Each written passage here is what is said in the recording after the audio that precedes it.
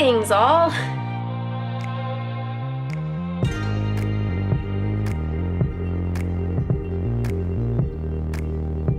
If you've been following me for any length of time, you might have heard me mention that I was an exchange student in Japan for a year, in the year 1999 to 2000. I'm finally going to actually talk about that year. So when I was 18 years old, it was right after I turned 18, I got on a jet plane and I went to Japan for a year as an exchange student. I had originally signed up to go to Tokyo. Well, I hadn't signed up to, I had just expressed interest in going to Tokyo because I was a weeb and I wanted to be close to Animate, which is a big chain store that has a bunch of anime paraphernalia, and I wanted to be close to that, and I wanted to be close to where the seiyuu live and everything, so I could be part of the action. But thankfully, I did not get sent to Tokyo. I was sent to Iwate, Japan, which is in northern Japan. And specifically, I lived in Mizusawa, which is a city in Iwate, and it's actually a relatively large city in Iwate, but it's very rural. There were rice paddies everywhere, and there was their downtown area was one street, Odori, which means the main street. That's kind of all that there was, and there was a mall and a bunch of other things on that one big street, but everything else around that one big street was super small town. So when I landed, me and a few other kids who were going through Rotary, we landed almost 24 hours after we were supposed to. Actually, yeah, it would have been about 24 hours after we were supposed to, because our flight was delayed out of Seattle, actually. That was my first time in Seattle, and now I'm living there. So when we got there, we actually arrived in Tokyo first to meet with our Rotarians, and the very first thing they did was test us by giving us each just an umeboshi straight up. And most Japanese people don't even eat umeboshi just straight up out of the box. They put it in things. They don't just pop a whole umeboshi into their mouths. And so we each put it in our mouth, and everyone else was all oh yeah, I like it, kinda. And I was promptly it's too salty, I don't really like it. And I spit mine out. But everyone else was being all nice and polite like you're supposed to be.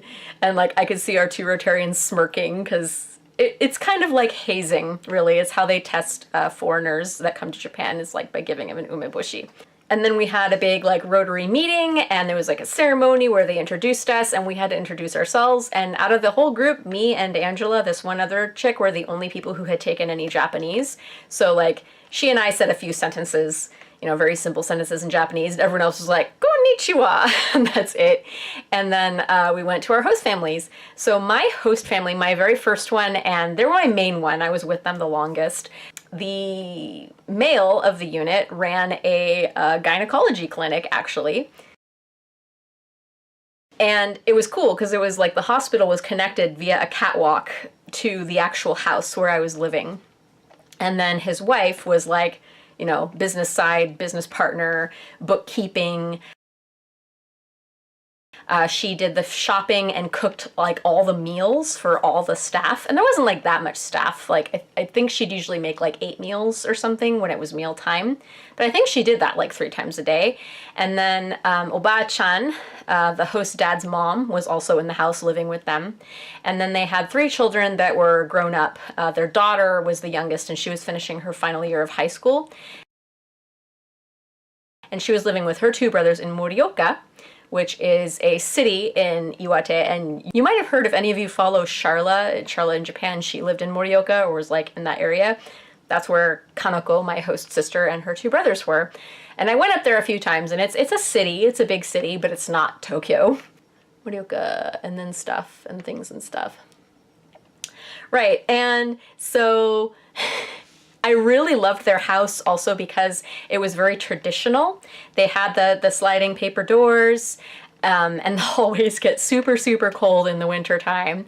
And it was a really big house too. They had the osetsuma, which is the proper parlor sitting room, and it was so infrequently used that it always smelled like stale tobacco and dust. And they had the separate toilet bathroom with the heated seat, and then the separate shower bath area, which was also really big. I only used the bath once, and even then I had to step out after a minute because the water was way too hot for my skin. I pretty much just took showers, but from living in Japan, I got into the habit of sitting while showering because that's how they shower. They like have the little stool that you sit on when you shower before you get into the bath. I just didn't do the getting into the bath part. La la la. This is already so long. Right, and the bedroom that I stayed in, it was actually Kanoko's old bedroom. It was huge. It was like bigger than any bedroom I'd ever stayed in, and it had an actual bed, not a futon, which was nice for me because I was in a car accident where I severely injured my back like just a month, month and a half before I went to Japan. On the way to Anime Expo, actually, we got in a really bad car accident, and that's how I hurt my back. And I still did the cosplay competition afterwards because that's how hardcore I was. Anyway, it had a bed, big room, and it had its own like air conditioning heating unit, which was pretty, well, air conditioning unit up high, and then it had a kerosene stove as a heating unit. So that was the house, and it was really cool. And I followed the host mom around for like the first 3 weeks before school started and did her daily routine with her, which every morning after breakfast, she would walk. Usually without me, she would bicycle, but I actually don't know how to ride a bike, you guys. I'm weird. I learned when I was really little, and I know they say that you never forget how to ride a bicycle, but like, I just barely got to the point where I could ride the bike without falling off, and then I'm like, okay, that's good. I learned. Now I don't have to learn anymore. Leave me alone, Mom. So yeah, I haven't ridden a bike since I was like 7, and I'm scared to ride a bike. Anyway, when she had me along, we walked, not biked, and we would walk to the supermarket and we'd do the shopping for the day. She would shop for food every single day, which makes sense because, you know, she's cooking for the nurses and the staff as well as the family. And also Japanese people do tend to shop like every day or close to every day for their groceries. And then she'd have them delivered. And then after that, we'd walk to Ki-chan's coffee place. So Ki-chan, that was a huge part of my year in Japan. Ki-chan, I forget what her actual name is. I think it's something like Kyoko. But anyway, she is a friend of my host moms from when they were 5 years old. And they had another friend in their trio group who was their friend since age 5 named Shoko. She's going to come into the story later. Anyway, those two were friends for a very long time. That's actually not that uncommon in Japan because people tend to stay like where they were raised. And she ran a coffee shop, and it was a Key Coffee coffee shop. And these were a chain. Like I found other Key Coffees in various places, but it was still like her own place. I don't know how the logistics of that worked, but anyway, Ki-chan's coffee place. And she had a dog named V, who lived outside and was like chained up all the time, but she seemed happy enough, and I'd always like pet her when I was there. And pretty much every day I'd go to Ki-chan's, and she had these telephone books of manga, you know, the kind that are released weekly. These were Betsuma from Margaret Comics, so they were released monthly. And I started reading manga through those as they were coming out. And while I would do that, I would eat, mostly I would eat her cheesecake. And if you guys have seen that viral video that's been going around about like the Japanese cheesecake that kind of jiggles and has flour in it and stuff, it was that cheesecake. It's really good, by the way. And it had that, and then she also made what she called a cocoa cake. It's basically a really rich chocolate cake. And then she also had a rare cheesecake. On my second channel, I have a video on how to make rare cheesecake, so if you're interested in that, check it out. It's a Japanese original. And it's a no-bake cheesecake, and it's really tasty. But I'd usually have the baked cheesecake or the cocoa cake, and then in the summertime, she made fresh fruit juice, which was really good. And in the wintertime, I'd often have milk tea or cocoa. And the milk tea, it's quite common in Japan. I mean, I'm sure it's common other places in the world, but Japan was where I first came into contact with it. But you brew the tea in milk instead of in water. And then you just add a little bit of sugar when you drink it. It's so good. So yeah, those were like my first 3 weeks. They were very chill, very relaxed, and just like, you know, shopping and reading manga all the time and eating food. And then I went to my Rotary Club for the first time for like a formal dinner. They had those like once a month. They had a formal lunch meeting that I would go to once a month where they would give me my stipend. And then kind of once a month, I think, or not quite once a month, like every other month or something, they'd have some kind of formal dinner meeting that I would also go to for various reasons. And the first time I went, it was so I could introduce myself. And my host dad helped me write a little speech. But everyone was drunk by the time I was giving the speech, which is quite common, by the way. Like, everyone there is an alcoholic, at least back in the late 90s when I was there. Maybe it's gotten better. But they were all drunk by the time I gave my speech, and they were all like catcalling and like asking me random questions. So it just became kind of a free-for-all after a while, which was amusing. And then I started going to school. And my first day, I had to give a speech in front of the whole school. I didn't care about that. I don't get stage fright. Like, I'm very shy, like just talking to people and like meeting new groups of people and going to new places. I'm like super high anxious about all that and very shy. But if I'm on stage, I don't care. I'm very, very confident and not at all shy when I'm on stage. So I gave a speech and my host dad helped me write it beforehand. And I gave it in Japanese. And as soon as I started, like as soon as I walked up on the stage, I remember there was this like, "Kya kawaii," sort of like scream from the assembly. And then as soon as I started talking, there was just like, like the overreacted, like in anime pretty much. Like that's actually not that far off the way anime characters react sometimes. There was just that like echoing like from the crowd because I was speaking in Japanese and they were totally not expecting that. And that was pretty much it. That was my first day. I got my uniform and I wore it and I gave a speech and I was like shown to my class. I was going to be in D Kumi. And also I was a ninensei, which is a second year student, because I joined the school year in September, which is like halfway through their year. They didn't want me to be a sannensei because then like my class would graduate and then I would have to join the next class, which would be awkward. They wanted me to stay with the same class. So they made me a ninensei, which meant I was 2 years older than everyone else because I was 18. And so I was led to my Ninen D Kumi, which is second year D class. I was led up there, and I chose D Kumi because they were a culture and fukushi, which is like welfare, care for the elderly and young people and stuff, course. It was an agricultural high school, actually. And so A and B courses were more ag science based. And that could have been really cool too. Like they had horseback riding and like planting rice. My high school had its own rice paddies. It had its own apple orchard. It had gardens and farming. And like I could have learned how to be a farmer, which is like, I'm kind of in the back of my mind. That's like one of my, it's like plan C or plan D right now is to become a farmer. Because the idea has always been so romantic to me. I've always wanted to be a farmer. But I chose, and then C course is just like your average, I'm not really here for the agriculture. I just want to have a regular general education experience. But then D Kumi was for traditional Japanese culture stuff and care for the elderly and stuff. So I was there more for the traditional Japanese culture stuff, which made sense for me because that's like why I was in Japan, was to learn the culture and the language, not anything else really so much. I had already graduated from high school. So I met my class, I was escorted there. There was one boy in the whole class. And that was basically my first day at school.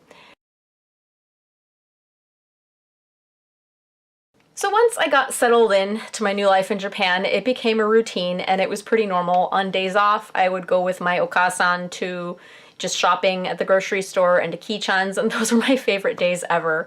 After school, I would come home and I'd watch children's programs, and often my oba-chan and okasan would be with me, and we'd be all sitting, and it was amusing because when I wasn't watching children's shows, I would play Tetris, or oba-chan would play Tetris too, and it was always really cute, this like 75-year-old Japanese woman sitting in seiza, all prim and proper, and she's like 4'10", and like playing Tetris, and she did the thing where, you know, she'd like, this is before Wii, by the way, so it makes no difference if you do this with your controller, but you know, it's like, go this way.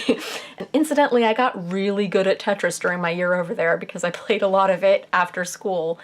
But I also watched Okasan to Issho, which is a very popular children's series. And I really enjoyed watching children's shows because I could understand pretty much everything that was said in there. And I also really enjoyed hanging out with Okasan and Oba-chan because they spoke really slowly, so I could understand most of what they said too.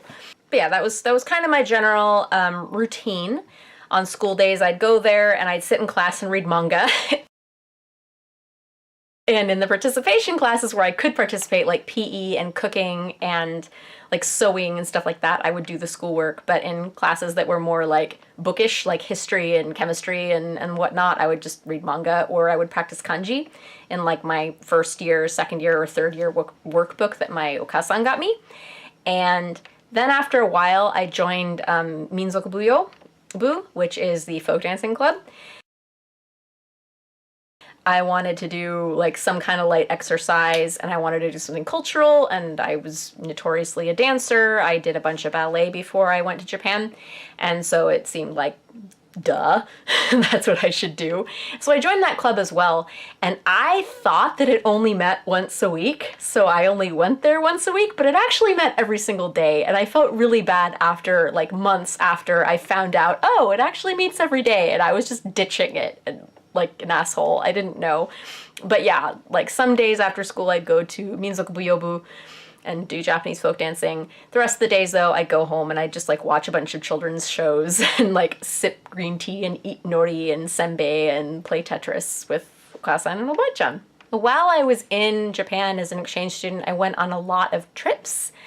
Some of them were day trips. Like my host family took me to Koiwai Farms, which is in super northern Iwate, and that was one of my favorite day trips and things that I ever did. Like, I really remember it. They had such delicious food. It was beautiful, wide open space. If you go to Japan, I highly recommend Koiwai Farms. Their butter was the most delicious butter I've ever had in my entire life. Oh, and speaking of delicious dairy and things that come from cows, yeah, the beef in Iwate is so freaking good. I could not eat beef for like 3 years after I came back to America because our beef was just so not tasty in comparison. But yeah, that was another cool trip I went on, was Koiwai Farms. The Rotarians' wives, towards the end of my stay, took me to the botanical gardens. My okasan took me a couple times to their performing arts center in Mizusawa called Zed Hall, and we watched flamenco dancers, and one time we watched traditional Japanese dance, and her daughter Kanoko actually did traditional Japanese dance, and so I got to see her perform there too. I got to go to the coast a couple times. And then, like, I grew up by Santa Cruz beaches and the like, where there's sand and stuff, but this is a very rocky coast, so it's not really the same. And then in Japan, this kind of confused me, but they like to go on doraibu, just drives, for no reason. They just like driving. I mean, maybe they'll drive 3 hours away, get out at a rest stop, go to a restaurant, and then drive home. And, like, that's a day trip for them. And it makes sense if you look at their culture and see, oh right, they ride bicycles, walk, and take public transportation everywhere, so driving is actually a novelty for them. It's actually a special thing. But in the States, like, you drive all the time. It's like, why would you go out of your way to drive on your day off? But yeah, they liked going on drives a lot. And as I mentioned earlier, I was in a really bad car accident like right before I went to Japan, so I was very terrified of cars at the time, so it was really bad for me. Anytime I was in a car, I was just like really scared the whole time that I was gonna crash. Anyone who's been in a bad car accident can attest, like it's kind of scary being in cars for a while. We would also go to Morioka sometimes, usually to visit their children, and it was whenever we were in Morioka that I finally got chances to go on the internet. So the internet was not that big yet back then, especially in Japan. It was pretty unusual for people to have it at home, even though it was pretty common in 1999 for American families to have the internet at home. So my only contact with the outside world really was like snail mail for the most part, like actually handwriting letters to people. But once a week or every other week or so, I could go to Morioka. They would visit their children, we'd go sing karaoke, go shopping, and I could be on the internet for like an hour. So I'd go on my Ayashi no Seres mailing list. This was like pre-message board, pre-Reddit, whatever it is you kids do nowadays. Like, I went on the mailing list and I'd send them summaries of Ayashi no Seres manga as it was coming out in Japan, and I felt really cool and special for being able to do that. But it's like, in hindsight, I probably should have been doing something more useful with my time then, or like talking to my family or friends back at home or something, but you know, whatever. So that was my daily life with my first host family, and it was similar to that with my third and fourth host families. They were Rotary families as well. My third host family was, their name was actually Yoda, which I thought was hilarious, like Yoda from Star Wars. The dad was like never home. I saw him maybe twice the entire month that I was living with them because he was like a CEO of some company. And then my fourth host family, the wife of the husband-wife unit was the Rotarian actually, and she was a local politician. She was really cool. And her husband was also really cool. Like, they were really cool, but I only stayed with them for a month. And then my second host family, I am jumping around a lot. I'm sorry, I'm not telling this story linearly. I'm just kind of rambling. But anyway, my second host family, they were more like a blue-collar working class kind of family. And like, I did not enjoy staying with them. I enjoy staying with them okay. But like, superficially, shallowly, I didn't enjoy staying with them as much because, well, for the main reason I didn't enjoy staying with them as much is because they lived more on the outskirts of town. So if I wanted to go anywhere, I couldn't just walk. Like, I had to be driven places. The other reason I didn't like it as much is because it was during winter break, so there was no school, so I was like home all day. And then the other reason I didn't like them as much, and this is gonna sound really shallow, but it's just, they didn't have as much money, so they, didn't take me out to nice dinners and stuff. Yeah. It's like, hey, when you're raised by a poor mother on disability and a father who's kind of a cheapskate, and you're finally like going out to eat at all ever and stuff, it's like pretty cool. You could get used to that lifestyle. But anyway, I'm really glad I had my second host family because they were the most like normal of all of them. And they were nice people, and their daughter was actually currently doing an exchange in my hometown in the United States. I remember I spoke with her on the phone, like when I initially went to the host family, and it was weird because we started in English, and her English was actually quite good. We started in English, and then she's like, I want to hear your Japanese. And so we switched to Japanese, and then we just kind of like switched fluidly back and forth between English and Japanese, and it was a really weird conversation. But anyway, the second host family, the dad was a history teacher at a high school, and the mom worked at a milk factory. So that was cool because we got like milk all the time. I had milk, and I love milk, so that was neat. And my second host dad, as much as I like snobbily griped about them not being rich, oh, how dare they, he did buy me Marmalade Boy, the manga series, and he also bought me like the first 6 Fushigi Yugi novels, so I had a lot of stuff to read while I was staying at their house during winter vacation, so that was cool. So I think I'm gonna end this video here because I've been recording for like 25 minutes now, so I'm gonna finish the rest of the year in part 2. If you're interested in learning more about my year in Japan, I have a whole series, I have a whole playlist, check it out. And if you have any questions about what it's like to be an exchange student in Japan, go ahead and ask.